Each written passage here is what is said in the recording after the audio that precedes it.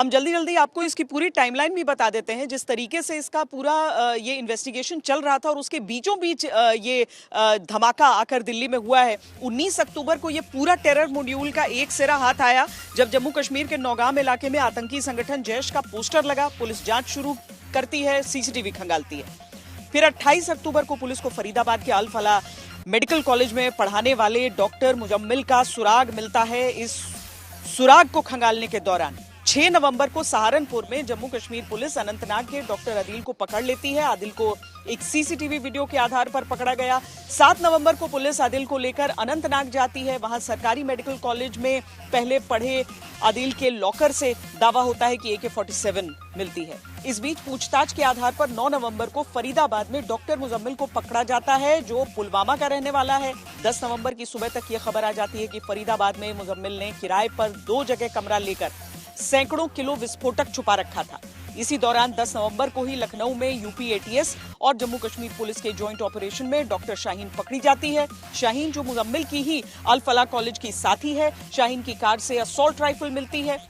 छापेमारियां चलती रहती हैं। तब तक 10 नवंबर यानी कल शाम दिल्ली में लाल किले के पास धमाका हो जाता है। इसके बाद आज जम्मू कश्मीर पुलिस पहले पुलवामा में डॉक्टर सज्जाद को हिरासत में लेती है। ये उमर का दोस्त है। वहीं आज ही लखनऊ में पुलिस और यूपी ATS मिलकर डॉक्टर शाहीन के भाई को तलाशते हैं, छापा मारते हैं, लेकिन यहां डॉक्टर परवेज अंसारी नहीं मिलता है। एक धमाके में 6 से ज्यादा डॉक्टर का रोल नजर आ रहा है। सबकी जड़ जम्मू कश्मीर है। सवाल है इस मॉड्यूल में क्या और भी डॉक्टर हैं? हम इस वक्त पुलवामा के कोयल इलाके में हैं और ये जो घर आप देख रहे हैं डॉक्टर उमर नबी का है। डॉक्टर उमर नबी जिनका नाम कल से दिल्ली जो ब्लास्ट हुआ है, रेड फोर्ट ब्लास्ट, उसकी इन्वेस्टिगेशन में आया और इनके साथ जो 2 डॉक्टर हैं जिनको पुलिस ने अरेस्ट किया है और इस पूरी कॉन्स्पिरेसी को जो अनर्थ किया वो भी उन्हीं के साथ जो है MBBS कर रहे थे। एक बहुत बड़ी टेरर कॉन्स्पिरेसी लग रही है जिसमें और भी लोग इसमें शामिल हो सकते हैं। OGW नेटवर्क जो कि इस्तेमाल हुआ है, चाहे आप जो एक्सप्लोजिव्स प्रोक्योर हुए हैं या जो बाकी चीजें टाइमर्स और लॉजिस्टिक्स और उसके अलावा कुरियर करने में, तो एक पूरा एक नेटवर्क हो सकता है जिसकी कड़ियां ढूंढने में और जो कनेक्शन बनाने में अभी जो इन्वेस्टिगेटिव एजेंसीज हैं लगी हुई हैं। ये वही कमरा है जहां पर मुजम्मिल ने अमोनियम नाइट्रेट रखा था और ये कमरा जो विस्फोटक है यहाँ पर रखा था और ये कमरा जो अल फलाह हॉस्पिटल है उससे 500 मीटर की दूरी पर है, दोज इलाके में आता है। और एक मद्रासी नाम के शख्स से इन्होंने कमरा किराए पे लिया था 1200 रुपये महीने पर और 2 महीने का कमरे का एडवांस दिया था। आप देख सकते हैं दरवाजे पे ताला लगा हुआ है। ये पुलिस जब आई थी तो ताला तोड़ा था और अभी ये पूरा इलाका, पूरा कमरा बंद है।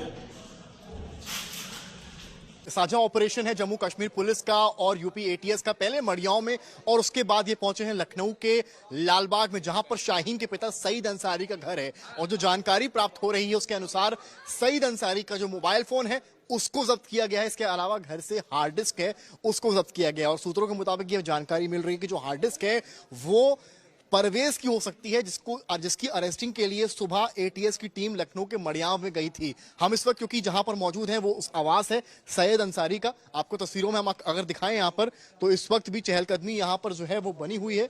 ये वो आवास आपको हम दिखा रहे हैं जहां पर जो है यहाँ पर ये देखिए ये आवास है। यहीं पर ATS की टीम पहुंची थी। इसी आवास पर सईद अंसारी इसी गेट से बाहर आए थे।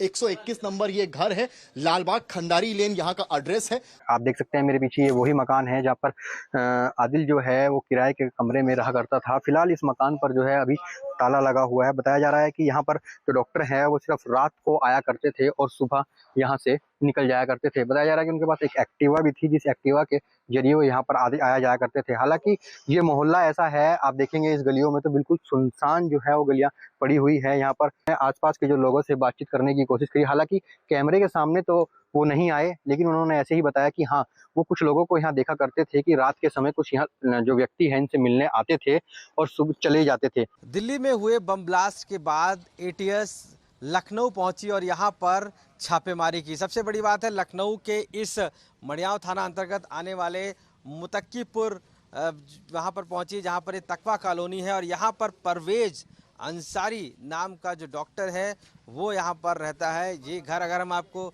तस्वीर दिखाएंगे तो आप पाएंगे कि ये वो घर है परवेज अंसारी का, जो इस कॉलोनी में रहता है और इस पर एटीएस ने छापेमारी की। यहाँ पर छापेमारी के दौरान बहुत ही तरीके का जो लिटरेचर है वो बरामद हुआ है। इसके साथ साथ लिटरेचर के साथ साथ कई तरीके की जो मेडिसिन है वो बरामद हुई हैं, जिसको एटीएस ने अपने कब्जे में लिया है।